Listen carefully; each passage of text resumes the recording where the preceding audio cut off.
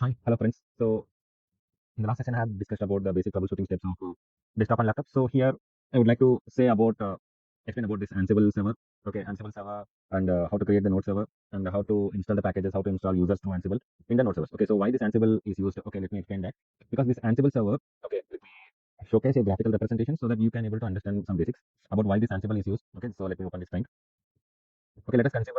Let us consider in an organization. Okay, so you have a number of laptops or a number of servers you can consider. Okay, so a number of servers are there, a number of laptops are there, a number of users also will be there. Okay, so let us assume that. Okay, so here I have drawn like a mainly like for your understanding, I have just mentioned like six systems, or you can mention like six servers or six laptops in an organization. Okay, so whichever is connected to any server. Okay, so we can assume that. Okay, these are all interconnected, like we can assume that. Okay,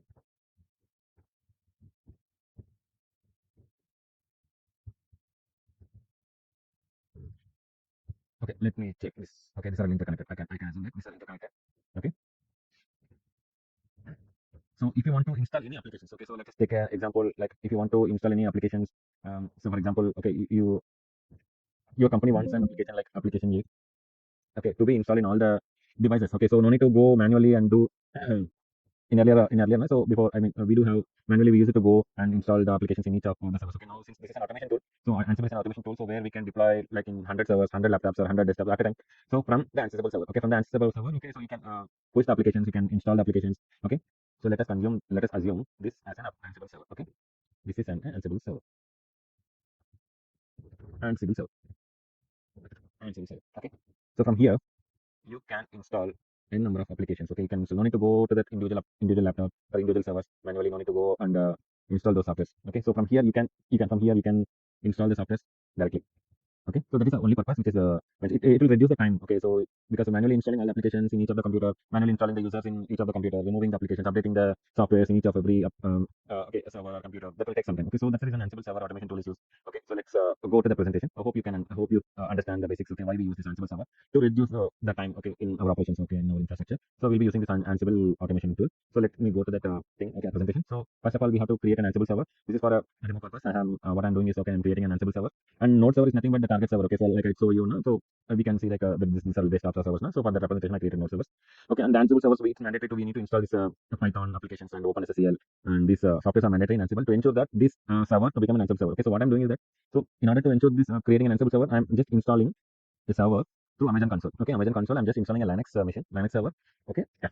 After installing the Linux machine, I'm just installing this Python and also Python level, OpenSSL, and this Python pip and OpenSSL. This is the main thing which is required. Okay, so I'm mentioning this is the command which we use to do this. And also once you install those things, you have to create this Ansible user. Ansible user is the basic. Okay, so create Ansible user. I will tell this commands while I'm performing the lab itself. Okay, how to create the user Ansible user. Okay, now host configuration is a must. Okay, so once you the similar way how you create an Ansible server, the similar way node server also I had installed a Linux server itself through AWS console itself, and I have not installed any packages in the node server. Okay, so getting that node server. Okay, so for example, here I did only two node servers. Okay, I got those IPs. Okay, and taking those IPs, I mentioned in this Ansible server host configuration file. So host configuration file I mentioned as it is. Okay, what are the IPs of the node servers? I mean target servers.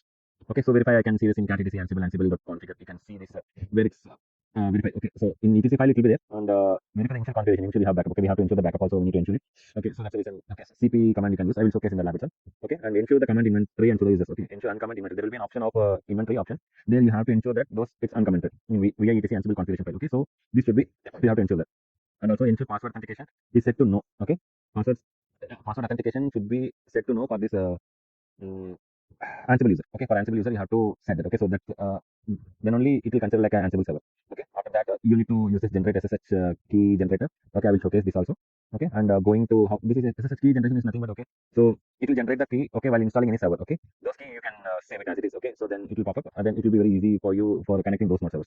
Okay, so this is a node servers. Creating a node servers, I use only Ansible server I installed. Sorry, Ansible user I installed. Okay, and the configuring SSH, those steps are same. And after that, we have to verify this SSD systemctl status SSD, and I think verify this SSH generate SSH key gen. Okay, how to generate SSH key gen I mentioned here. Systemctl restart SSD, system status SSD. This is the basic command. Okay, in the SSD you have configured it. Once you did that, okay, you need to restart the SSD. Then further you will do the key pairing. Okay, SSH key generate the public key, enter the first place. You can see those commands. No? So why it's very important means, okay, so you need to ensure the connectivity between the Ansible server to localhost. Okay, so this is the basic command where you need to use SSH hyphen copy hyphen ID Ansible at the rate of public IP address of the node servers. Okay, from the Ansible servers you have to do this first step. Okay, so once it is done, okay, it will be connected to the node servers. Once it is done only, then only you can able to copy any files or any you can transfer any files or you can install the files from the Ansible server. This is a mandatory step. Okay, so I have created two development servers and two UAT servers. That's what I mentioned those IP addresses here. Okay, so I try to log into that node servers also. Okay, from the Ansible server.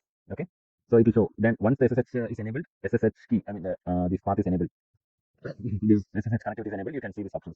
Okay, you are added. You are added. Okay, then SSH key Ansible. You can see this how I logged into that. Okay, these are the options it will show like as it is. Okay, then coming to the next step, command to install the software. Okay, I mentioned the commands, whatever the command to install. Okay, let us assume I want to install a Maven on node servers. Okay, this is the command. Okay, Ansible UAT hyphen BA. BA is the basic command which you use for installing all the software. Okay, so whenever you want to install any software, you can use the Ansible UAT. UAT is nothing but okay, the server name, host name. Okay, whichever I given in the host configuration on the top of it, that is the UAT. That's the reason I mentioned. Okay, Ansible is the command name. Okay, Ansible space UAT. UAT is the host name. In that, okay, how many users will be there? I mean, sorry, how many servers will be there under UAT? There will be two servers are there. Okay, as I shown you here, no? There are two servers are there, which I mentioned in the host configuration file.